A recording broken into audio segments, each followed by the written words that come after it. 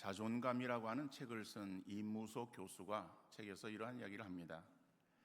사업에 성공하고 그리고 책도 많이 읽으며 열심히 살아가는 어떤 부인이 있었는데, 이 부인은 갖출 것은 다 갖추었는데 항상 고졸이라고 하는, 고등학교 졸업이라고 하는 그 열등감에 사로잡혀 있었던 사람이에요.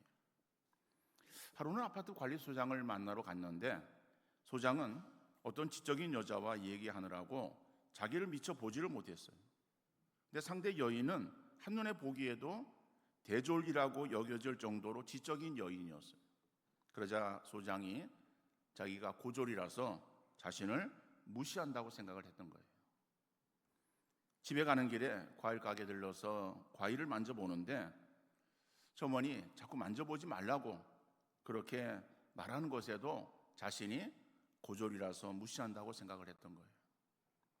택시를 타려고 손을 들었습니다. 그런데 기사가 자기를 못 보고 지나간 것도 고졸이었기 때문이라고 생각을 한 거예요. 다른 것은 다 남보다 뛰어난데 단지 가난해서 고등학교만을 졸업했다는 것이 열등감이 되어서 건강한 자존감을 가지지 못하게 한 것이다 라고 이야기를 한 거예요. 근데 이러한 사고를 자동적 사고라고 합니다. 그러니까 자동적 사고라고 하는 말이 무슨 말인가 하면은 자신의 잘못 되어진 예측을 확실한 기정사실인 것처럼 착각을 하는 것을 말하는 거예요. 다시 말하면은 내가 그렇게 느껴지는 것을 보니까는 그것은 틀림없다는 것이죠. 그러니까 다른 사람이 어떻게 보느냐라고 하는 것은 전혀 관계가 없습니다. 내가 스스로 생각할 때에 내가 그렇게 생각하면은 다른 사람도 그렇게 여기고 있다라고 생각을 하는 거예요. 이게 이제 자동적 사고라고 하는 그런 말이겠죠.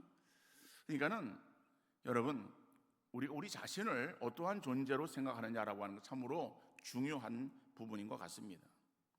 그래서 우리가 결코 나의 어떠한 연약한 부분들이 있어요. 뭐 우리에게 있어서 다 완전합니까? 다 부족하지 않습니까? 연약한 그러한 부분들을 바라보면서 부정적인, 자기 자신에 대한 부정적인 자아상을 갖지 마시기를 바랍니다. 낮은 자존감 때문에 열등감에 사로잡혀 있는 그러한 사람의 모습이에요. 자존감은 있는 그대로의 자신을 받아들여서 자신을 소중히 여기고 사랑할 줄 아는 자기 긍정의 힘이라고 말할 수 있습니다. 스스로 자족하고 내적 여유를 가지게 돼요. 이에 비해서 자존심은 다른 사람과 비교하면서 경쟁해서 자신의 우월함을 지키려고 하는 동기를 가지고 있다는 것이죠. 그래서 자존심이 강한 사람들은 자기의 우월감을 드러내기 위해서 공격적이고 배타적이에요. 그러니까 우리가 자존감을 높일지언정 자존심은 깨트려야 되는 거예요. 근데 반대로 대부분의 그런 사람들이 자존감을 높이는 것이 아니라 자존심을 높이려고 그래요. 자존심을 강하게 합니다. 자존심이라고 하는 것은요, 내가 나를 높이는 거예요.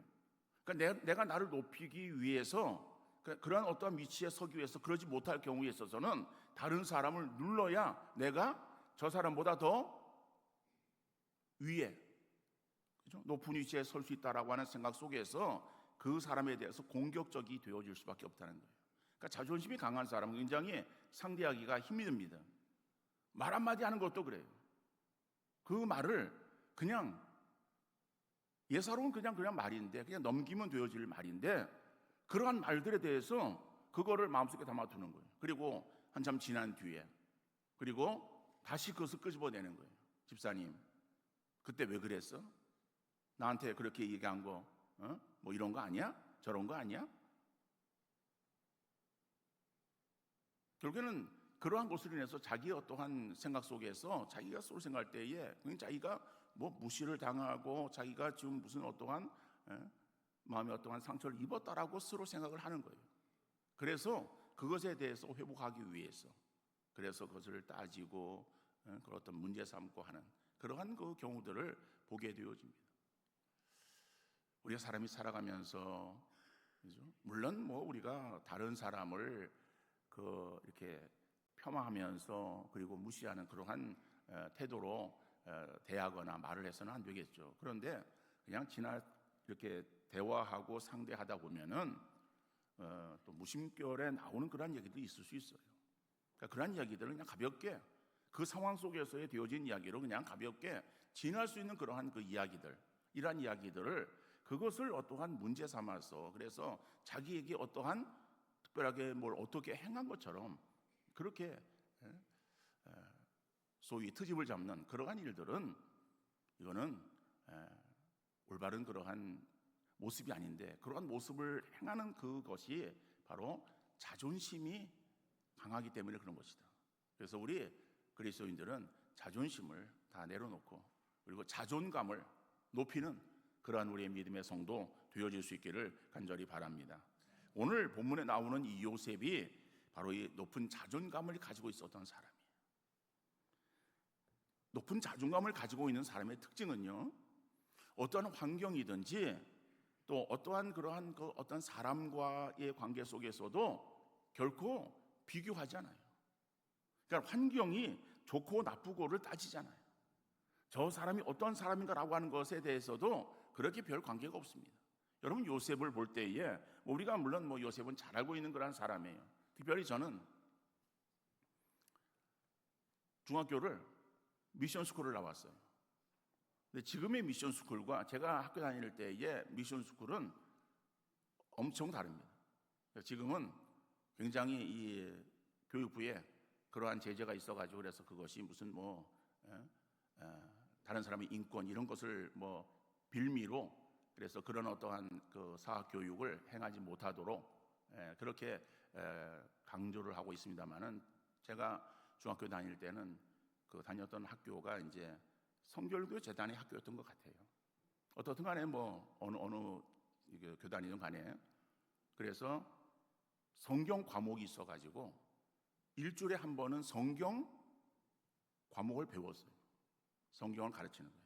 그러니까 성경 특별하게 하는 것이 아니라 그 시간 속에 그 시간표 속에 성경 과목이 있었고 그리고 그 절기가 되어질 때는 같이 예배를 드렸어요. 기억나는 거는 제가 다녔던 그 중학교에 고등학교도 있었고 그래서 소위 밴드부가 있어가지고 그래서 막 예배 드릴 때는 그 밴드부에 그러한 어떤 주악에 맞추어서 그래 찬송을 부르면은요, 막 그냥 굉장히 이게 아주 웅장하고 그리고 좋았던 그러한 추억들이 있습니다만은 특별히 주삼자 주일이 되면은 그 절기 예배 드릴 때는 편지 봉투에다가 쌀을 하나씩 가져오라 그래요. 쌀을 이렇게 가져오면은 그걸 모아가지고 그러면은 이렇게 푸대가 되잖아요. 근데 지금은 푸대로 담지만은 그 전에는 가마였어, 가마니에다가 쌀을 담아요. 그래가지고 싸놓고 그리고 이제 추삼사 예배를 드리는 거예요. 예배를 드리고 아마 그 쌀은 또 다른 어려운 그러한 곳으로 다 보내어졌을 거예요.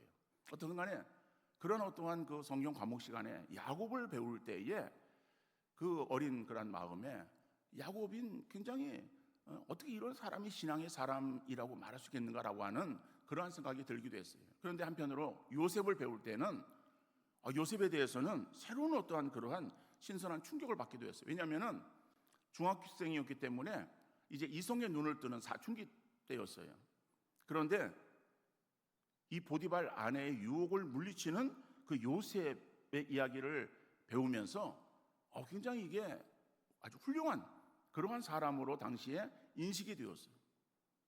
그랬던 그 기억이 나는데 어떻게 요셉이라고 하는 사람은 창세기에서 흠이 없는 그러한 사람으로 기록에 나오고 있습니다.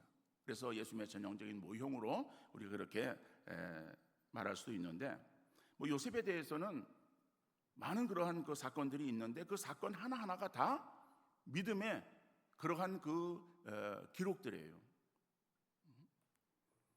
여러분 우리가 잘 알고 있듯이 보디발의 집에 팔리게 되지 않습니까? 종으로 팔리게 되는 거예요.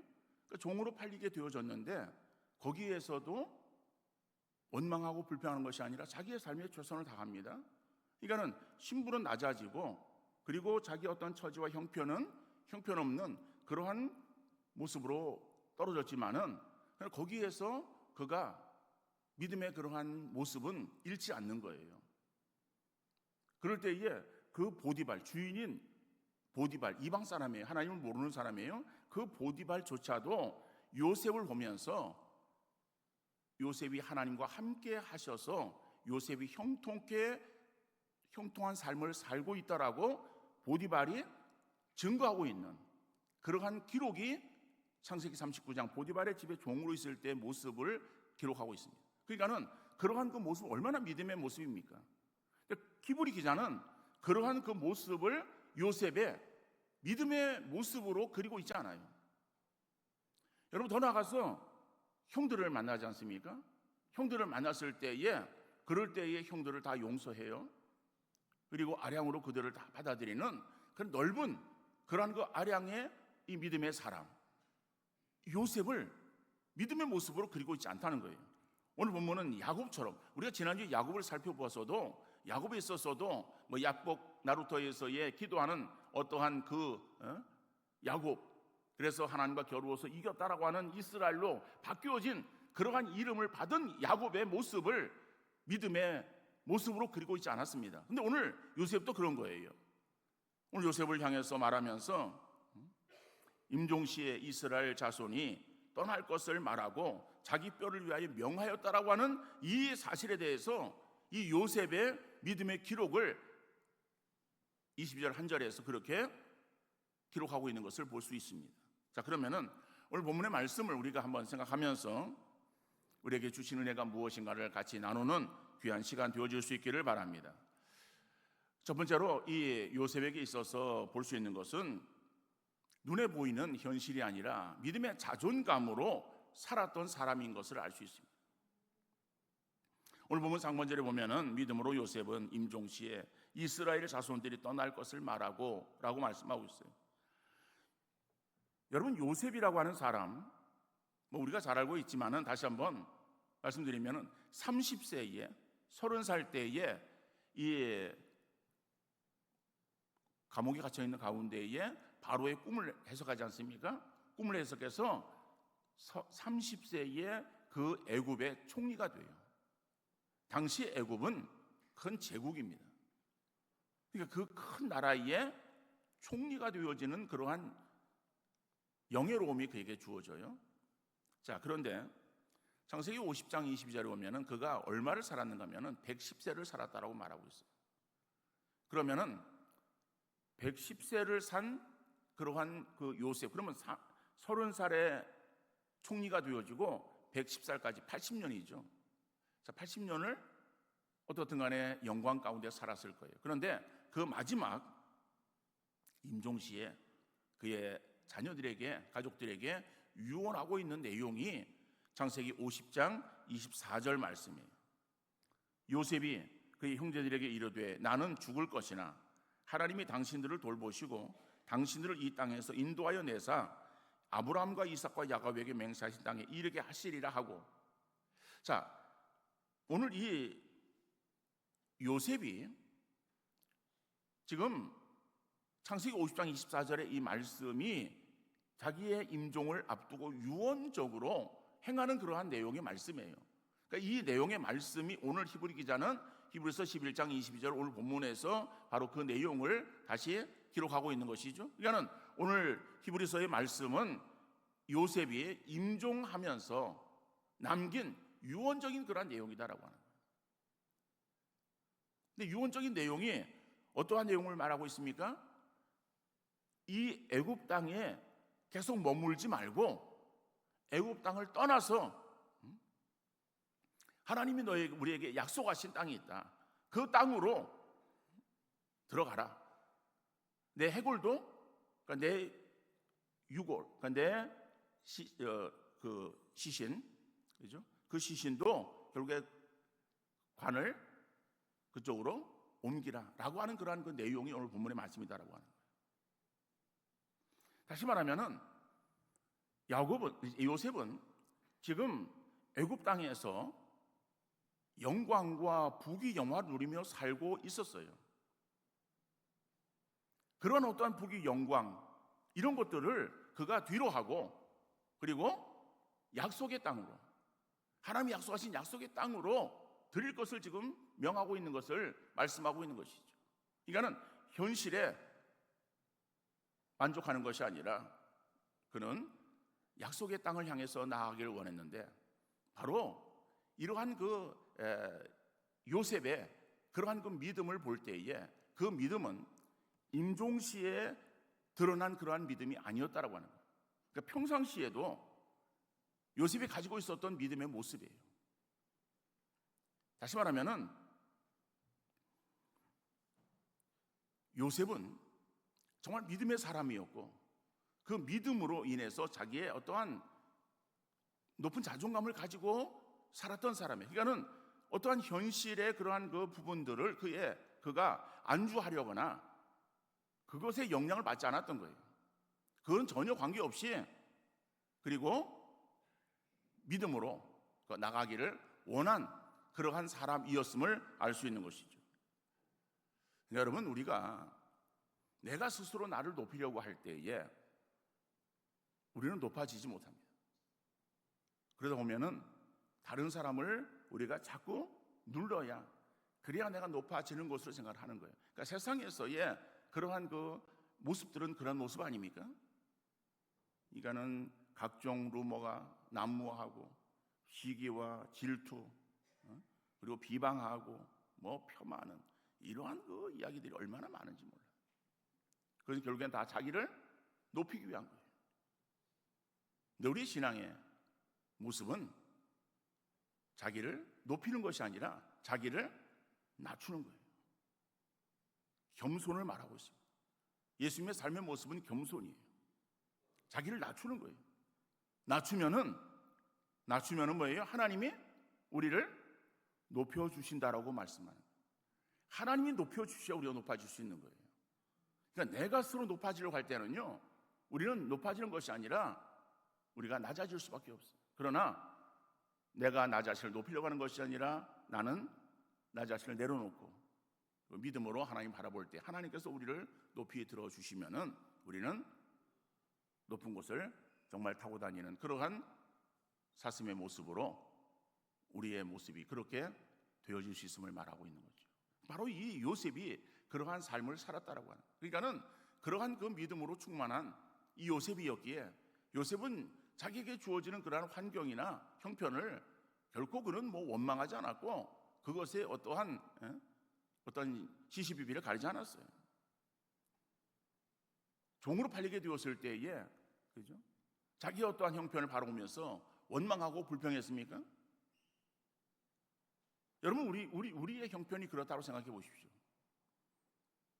부잣집 아들이었었는데 시기로 인해서 그래서 팔리게 되었고, 그리고 저 알지 못하는 저 무인도 섬에 끌려가게 되어서 거기에서 그냥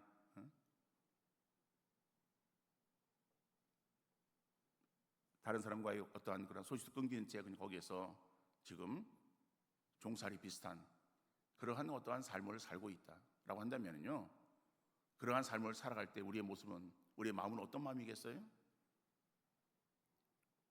속에서 그냥 우라가 치밀고 그저 그냥 세상을 다 비관하고, 그리고 그냥 내가 여기서 해서 뭐 하겠느냐, 그냥 될 대로 되라, 그런 마음으로 포기하는, 그러면서 그냥 못 먹는 술이라도 그냥 막 마시면서 그 시간을 잊으려고 그렇게 그냥 허황된 그러한 어떤 삶을 우리가 살지 않겠습니까? 근데 요셉은 그런 어떤 정말 어떠한 극한의 그러한 상황으로 치몰려도 결코 거기에서 원망하거나 불평하지 않았어요. 내가 왜 이럴까라고 하는 그러한 마음들을 가지지 않았다는 거예요. 형들을 만났을 때에 형들의 그러한 모습을 바라보면서 마음에 그냥 우라가 치밀을 수도 있었을 거예요. 그런데 그들이 있어서 행한 그러한 것들, 그걸 문제 삼지 않았잖아요.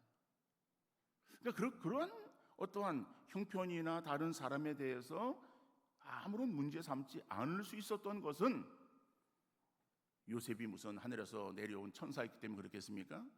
아니에요. 요셉, 우리와 같은 인성을 가진 그러한 존재예요.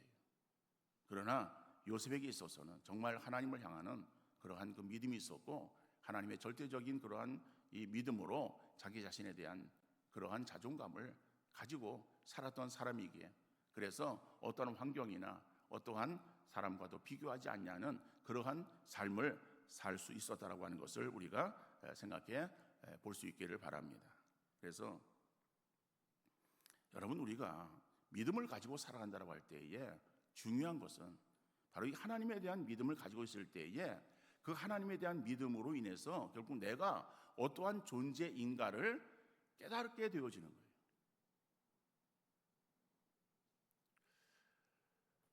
여러분, 하나님 이스라엘 백성들에게 있어서 모세가 내가 이스라엘 백성들을 인도하려고 할 때에 그 이스라엘 백성들이 너를 보낸 그 하나님이 어떠한 분이냐라고 물을 때 내가 하나님을 어떻게 내가 말을 해야 되겠습니까? 라고 얘기를 하는 거예요.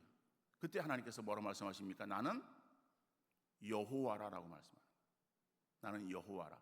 여호와라고 하는 그러한 그 의미가 어떠한 의미인가 하면은 영어 성경으로 보면은요, 여호와가 I am이에요.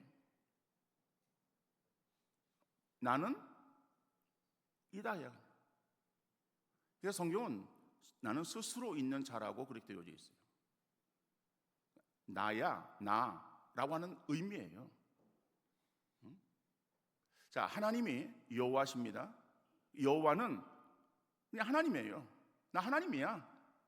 나는 나야, 나라고 말씀하시는 하나님의 자녀들이야, 우리가. 우리가 우리를 어떻게 표현해야 되겠습니까? 우리도 역시 하나님을 따라서 나야, 나. 넌 누구야? 나라니까? 그럼 네가 누구야? 나 하나님의 자녀야. 하나님을 닮은, 하나님의 사랑하는 하나님의 자녀야. 이러한 어떠한 분명한 믿음의 의식을 가지고 살아가는 그러한 귀한 성도 되어질 수 있기를 간절히 바랍니다. 우리가 하나님의 자녀라고 하는 확신이 있으면은 우리는 어떠한 상황 속에든지요, 누가 나한테 뭐라 그러든지 우린 거기에 관계치 않을 수 있어요. 왜요? 나는 하나님의 자녀인데, 그런 니네들이 그런 말을 하고, 니네들이 지금 현실 속에서 지금 잘난 것처럼 그렇게 행하는 거, 그거 나는 아무런 문제가 안 돼. 왜? 난 하나님의 자녀라니까요. 우리 아버지 하나님은 못난 분이 아니야. 연약한 분이 아니에요. 전능하신 분이에요. 모든 것들을 하실 수 있고 모든 것들을 소유하고 있는 그러한 하나님이신데, 나는 그 하나님의 자녀야. 여러분, 이러한 믿음의 자존감을 가지고 세상을 살아가는 여러분들 되어질 수 있기를 간절히 바랍니다. 그럴 때 우리는 세상을 살아가면서 주눅들지 아니하고 우리는 세상을 향해서 당당하게 살아갈 수 있는 그러한 믿음의 사람들 되어질 수 있어요. 다른 사람과 비교하면서 찌찌하게 아유, 저 사람이 저런데 나는, 이러한 그 연약한 모습을 드러내지 않을 수 있다는 거예요. 그건 자기 교만이 아니에요. 자기 자존감이에요. 믿음으로 자존감을 세우며 그 자존감을 가지고 살아가시는 귀한 성도 되어줄 수 있기를 바랍니다. 두 번째로, 현실을 극복하는 믿음으로 승리했어요. 근데 현실을 극복하는데 전제 조건이 있어요. 이 요셉에게 있어서는 약속의 말씀으로 말씀을 확신하는 가운데 현실을 극복하는 믿음으로 승리했다는 거예요. 여러분, 이게 이제 임종시에 이스라엘 백성들에게 믿음으로 애굽을 떠날 것을 명령합니다. 애굽을 떠나는데 자기도 이제 해골을 가지고 떠나라라고 말하는 그것은 현실을 극복하는 그러한 믿음의 자세를 보여주고 있는 것이다라고 하는 거예요. 그러니까 요셉은요, 하나님의 약속을 바라보고 산 사람이에요. 그렇기 때문에 어떤 현세적인 것에 안주하기를 원하지 않았다는 거예요. 아까도 말씀드렸듯이 총리를 몇 년을 지났는지 모르겠습니다만은, 그러나 총리가 지금의 총리하고는 다르죠. 예전에 총리는 한번 총리면은 그 왕이 있을 동안 계속해서 총리의 그러한 시간들이지 않았겠습니까? 또 총리로 끝나도 나도 어떤 그러한 뭐 권한 같은 것들이라든지 어떤 영광 이런 것들은 계속 누렸을 거예요. 그러니까는 80년 동안 그는 뭐 떵떵거리며 살았어요. 자, 그러한 삶을 살았지만은 그러나 이 요셉에게 있어서는 현실에 안주하기를 원하는 것이 아니라 현실을 극복하는 그러한 그 믿음을 가지고 살았음을 보여주는데, 그 현실을 극복하는 그러한 그 믿음이라고 하는 것은 하나님의 약속을 그가 붙잡고 나갔다는 거예요. 그렇기 때문에 현세에 안주하기만을 바라지 않았던 것을 말하는 거예요. 그러면은 현실을 극복하는 이라고 하는 그 말 속에서는 그럼 우리는 현실을 그럼 무시하고 그냥 이 땅에서의 삶을 되는 대로 살아야 되는가 라고 하면 그것은 아닙니다. 이 땅 위에서의 어떠한 물질을 많이 가지고 부귀영화를 누리는 것, 그것이 잘못된 것인가? 성경은 그것이 잘못되었다라고 말하지 않아요. 여러분, 아브라함도 마침내 거부가 되었다라고 성경에 말하는 거예요. 이삭도 그랬었고요. 야곱 부자였어요. 요셉은 지금 애굽의 총리예요. 엄청난 그러한 이 부귀 영광을 누리고 살아갔던 사람이에요.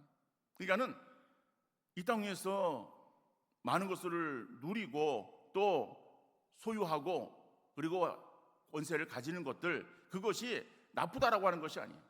성경은 결코 물질에 대해서 물질이 나쁘다라고 말하고 있지 않습니다. 단지 돈이나 세상을 사랑하지 말라라고 말하는 거예요. 그러니까 돈이나 물질은 사랑의 대상이 아니다라고 하는 거예요. 왜냐하면요, 여러분, 사랑하면은 어떻게 됩니까? 집착하게 되어지는 거예요. 집착하게 되어지면은 결국 거기에 노예가 되어지는 거예요. 그래서 우리가 돈이나 세상의 노예로 살아가지 말라고 말하는 거예요. 우리가 사랑해야 될 대상은 하나님이에요. 하나님만 사랑해야 되는 거예요. 그러니까 우리가 하나님만 사랑해서 정말 그 하나님의 종으로, 그죠? 하나님의 사랑의 노예로 우리가 살아가야 되는 거예요. 그리고 세상적인 것들은 하나님 우리에게 주신 것들을 누리며 살아가는 거예요. 세상 것들을 우리가 사랑하며 살아가는 것이 아니라 누리며 살아가는 거예요. 근데 우리는 누리지 못하고 거기에 종이 되어 살아간다니까요. 물질의 종이 되어 살아가고 세상의 종이 되어 살아가는 거예요. 하나님 그걸 원하지 않았어요. 그래서 어떤 부자라고 하는 그것은요, 사람이 세워놓은 어떠한 그러한 기준을 말하는 거예요. 우리가 부의 기준을 세워놓아요. 그 부의 기준을 우리가 도달되어지는 사람이 있는가? 그런 사람은 없어요. 여러분, 지금 내 수중에 100만 원만 있으면 좋겠다라고 생각이 되어질 수 있을 거예요. 우리 현재 수중에 100만 원인 사람 없죠? 그러니까 야, 내 주머니에 지금 100만 원만 있으면. 근데 100만 원이 생겨나면은 100만 원이 만족하겠습니까? 아니야, 이거 100만 원 너무 적고 한 1억은 그래도 있어야 되는데. 1억이 주어지고 나면은 1억에 만족합니까? 10억이 생각나고. 그렇죠? 그러면은 얼마가 있어야 부자예요? 그리고 돈 많은 부자는 다 행복합니까? 지금 이 세간에 지금 사람들이 있어서 아주 이목을 끌고 있는 이 모 재벌의 이혼 사건이 있지 않습니까? 이혼 사건의 위자료가 얼마예요? 1조 무슨 뭐 3천억이 2천억이에요? 아니 1조가 뭐 사람 이름이에요? 아니 1조가 무슨 셀 수 있는 돈이겠어요? 그러니까는 그걸 위자료로 줘야 된다. 그럼 줄 수 없다. 그러니까는 뭐 법정 다툼을 한다? 아니, 그렇게 돈 많은 그러한 그 가정이 행복한 가정이라고 볼 수 있어요? 돈이 많으면 뭐예요? 행복하지 않은데.